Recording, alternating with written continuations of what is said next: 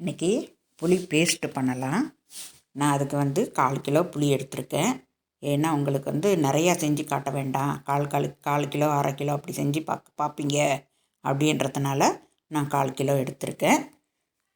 நமக்கு கொட்டை இருக்கிற புளியாக இருந்ததுன்னா கொட்டையெல்லாம் எடுத்துட்டு அதில் போட்டுக்கோங்க. நார் இருந்தால் பரவாயில்ல, அந்த ஓடு கொட்டை அதெல்லாம் எடுத்துருங்க. சுத்தமாக எடுத்துட்டு நல்லா பிச்சு போட்டுக்கோங்க. இதில் புளியில் எனக்கு கொட்டை இல்லை, 1 2 தான் இருந்துச்சு, நிறையா இல்லை. அதனால் நான் அப்படியே போட்டிருக்கேன். அந்த 1 2 எடுத்ததை போட்டுட்டு தண்ணி முங்குற அளவுக்கு நான் தண்ணி ஊற்றிட்டு குக்கர் வச்சுருக்கேன். குக்கர் மூடி போட்டு வச்சுருக்கேன். அது ஒரு 2 3 விசில் வந்துடுச்சு. 3 விசில் வந்ததும் நான் ஸ்டவ் ஆஃப் பண்ணிவிட்டு நல்லா ஆற விட்டுருக்கேன். நல்லா இந்த மாதிரி நல்லா வெந்துடுச்சு பாருங்கள், நல்லா வெந்துடுச்சு. நல்லா இப்படி மசித்தோம்னாவே நமக்கு மசிஞ்ச அந்த சாந்தெல்லாம் நல்லா கிடைக்கும். அந்த மாதிரி கரண்டி அலை கூட கொஞ்சம் நல்லா மசிஞ்சு விட்டுட்டு பார்க்கலாம். நமக்கு 1 2 கொட்டைகள் இருந்தாலும் நம்ம எடுத்துடலாம். புளியாங்கொட்டைகள் இருந்ததுன்னா எடுத்துடலாம். அதை எடுத்து நான் மிக்ஸி ஜாரில் போட்டு நான் அரைச்சிக்கிறேன். கொஞ்சம் கொஞ்சமாக போட்டு அரைச்சிக்கலாம். ஏன்னா இது சின்ன ஜாரில் போட்டிருக்கேன். பெரிய ஜாருன்னாக்கா நம்ம அப்படியே கூட போட்டுக்கலாம், 2 வாட்டியாக போட்டுக்கலாம். நான் சின்ன ஜாருன்றதுனால கொஞ்சம் கொஞ்சமாக போட்டு எடுத்துக்கிறேன். இந்த மாதிரி பெரிய கண்ணாக இருக்கட்டும். நம்ம வடிகட்டிடணும். இதில் நம்ம வடிகட்டிடணும் அப்படின்னா சீக்கிரமாகவும் வடிஞ்சு வந்துடும். ஏன்னா திக்காக அரைக்கிறதுனால நம்ம இந்த அளவுக்கு இருந்தால் தான் ஹோல்ஸு சீக்கிரமாக இறங்கும். இந்த விட நைஸாக இருந்ததுன்னா ரொம்ப லேட் ஆகும், ரொம்ப நேரமும் ஆகும். இது கரெக்டாக இருக்கும். இந்த மாதிரி ஹோல்ஸ் இருந்ததுன்னா நமக்கு கரெக்டாக இருக்கும். உங்களுக்கு இந்த மாதிரி ஜல்லி கிடச்சாலும் கூட நம்ம ஜாலியில் கூட நம்ம அதை மாதிரி இது பண்ணிக்கலாம். இந்த மாதிரி போட்டுட்டு கரண்டியால் நல்லா தேய்ச்சி விடுங்க, இல்லை கையில் கூட தேய்ச்சி விடலாம். நான் ஃபஸ்ட்டு தடவை எல்லாம் கரண்டியால் தேய்ச்சி விட்டு எடுத்துட்டேன். எல்லாத்தையும் அரைச்சி தேய்ச்சிட்டேன் பாருங்க. அந்த மாதிரி தேய்ச்சி ஒரு அடியில் ஒரு பாத்திரம் வச்சு இந்த மாதிரி பண்ணணுன்னா அழகாக வந்துடும். அதை எடுத்துட்டு இப்போ அந்த சக்கைங்க தான் இருக்குது, அந்த சக்கையை மறுபடியும் போட்டு அரைச்சிக்கலாம்.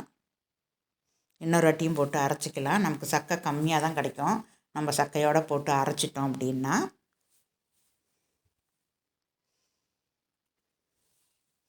இப்போ 2வது வாட்டியை அரைச்சிட்டு இப்போ எல்லாத்தையும் அதிலேயே போட்டுடலாம். போட்டுட்டு இப்போ கையில் நம்ம நல்லா தேய்ச்சி விடலாம். கையால் தேய்ச்சி விடலாம், ஒன்றும் ப்ராப்ளம் இல்லை. நல்லா தேய்ச்சி விட்டோம்னா நமக்கு சீக்கிரமாக இறங்கிடும். சுத்தமாக தேய்ச்சி விட்டு எடுத்துடலாம். லாஸ்ட்டில் வெறும் சக்கை தான் கிடைக்கும் பாருங்கள், வெறும் சக்கை தான் இருக்குது. அந்த சக்கை கூட எவ்வளோ இருக்குது பாருங்கள், கம்மியாக தான் இருக்கும். ஒரு பிடி கூட இருக்காது, அரை பிடி தான் இருக்கும். இதுதான் அதில் கிடச்சிது எனக்கு. 1/4 கிலோவுக்கு எனக்கு இவ்வளோ தான் சக்கை கிடச்சிது. இந்த சக்கை கூட நம்ம வேஸ்ட்டு பண்ண வேண்டாம், அது அப்படியே இருக்கட்டும் ஒரு பக்கம். இதை மறுபடியும் குக்கர்லேயே போட்டுடலாம். நல்லா வலிச்சு விட்டு குக்கரில் போட்டு நல்லா வேக வைக்கலாம். நல்லா வேகணும். இதில் தண்ணி, வேறு தண்ணி எதுவும் நம்ம ஊற்றலை, அதே தண்ணி தான், நம்ம புளிக்க வச்ச தண்ணி தான்.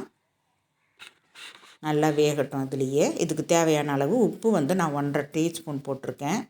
சின்ன ஸ்பூனு, அதனால் நான் 3 ஸ்பூன் போட்டிருக்கேன். ஆனால் ஒரு டீஸ்பூனு கணக்குக்கு அது 1.5 டீஸ்பூனு தான். நல்லா கலந்து விட்டுக்கலாம். உப்பு நல்லா கலந்து விட்டுக்கலாம்.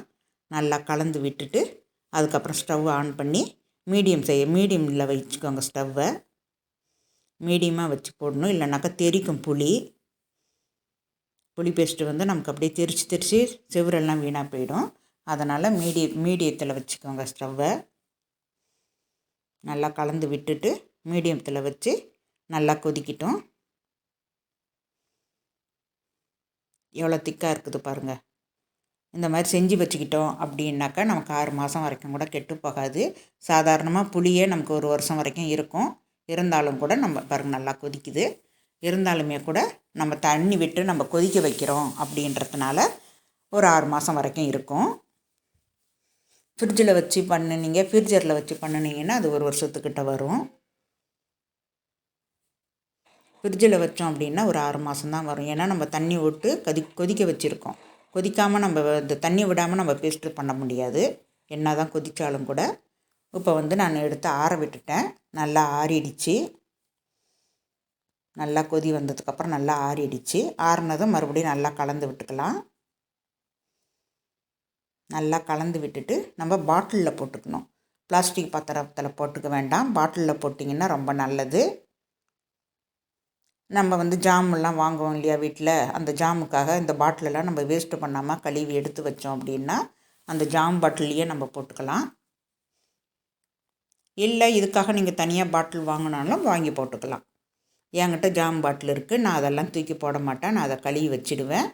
ஜாம் தீர்ந்தது அப்படின்னா நான் உடனே அதில் அந்த பாட்டிலில் தான் நான் மறுபடியும் கழுவிட்டு காய வச்சு அதில் போடுறேன் பேஸ்ட்டை.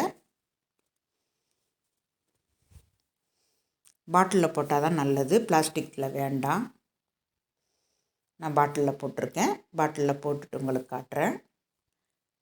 எனக்கு கொஞ்சம் கொஞ்சமாக தான் எடுத்து போட முடியும். ஏன்னா வாய் அதுக்கு சின்னதாக இருக்குது இல்லையா பாட்டிலில், அதனால் கொஞ்சம் ஸ்லோவாக தான் போட முடியும். அவசரமாக அள்ளி போட்டோன்னா சைடெல்லாம் விழுந்துடும். இப்போ 2 பாட்டிலில் போட்டிருக்கேன்.